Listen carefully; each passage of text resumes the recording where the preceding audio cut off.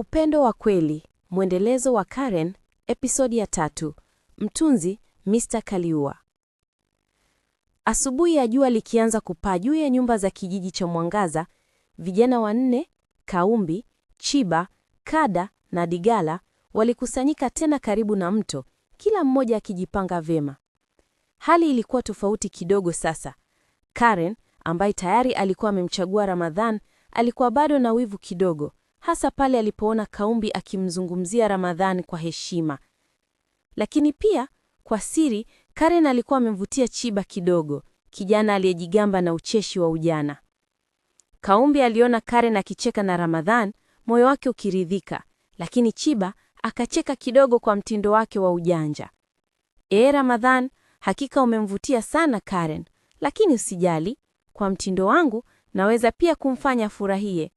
Chiba akajisemea kwa midomo yake ya ujanja. Donata, msichana mrembo kutoka kijiji jirani ambaye Kaumbi alikuwa amevutiwa naye, alitokea shambani akibeba kikapu cha matunda. Lakini haikuwa tu upendo, tabasamu lake lilionyesha dhahiri tamaa ya pesa na mbinu za ujanja. Kaumbi, unaona matunda haya? Naweza pia kukuonyesha namna ya kupata mapato haraka. Lakini lazima tuwe wamesheni, Donata alisema, akitabasamu kwa ujanja. Kada na Digala walikuwa upande mwingine wakijaribu kutumia nguvu kidogo na mbinu za ubabe wakitaka kumvutia Karen au hata kujaribu kupunguza nafasi ya Ramadhan. Kada akasema kwa sauti ya chini, huyu Ramadhan anaonekana mtulivu, lakini hatuwezi kuwa nyuma, tutamwonyesha kuwa nguvu na ujanja bado vina thamani. Digala akacheka kidogo akijaribu kuiga mtindo wa Ramadhan. Ndiyo, lakini mimi nitumie akili na hila kidogo, si lazima kelele zetu ziwe kubwa.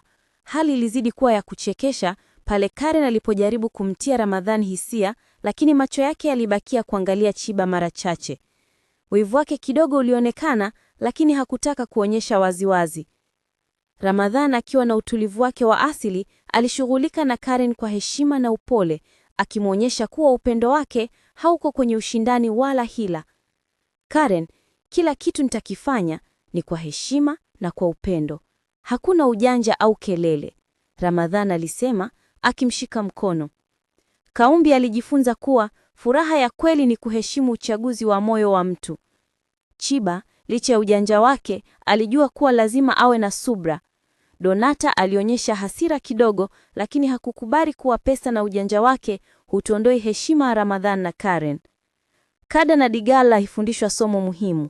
Mapenzi sio mashindano ya nguvu, bali ni hekima na subra.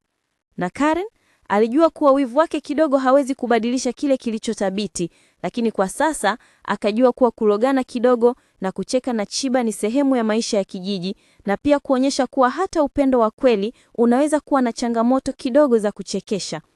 Hivyo, kijiji cha Mwangaza kiliendelea kuwa shahidi wa mapenzi ya kweli, huku furaha, wivu mdogo, ujanja na hila zote zikichanganya kwenye maisha ya vijana hao.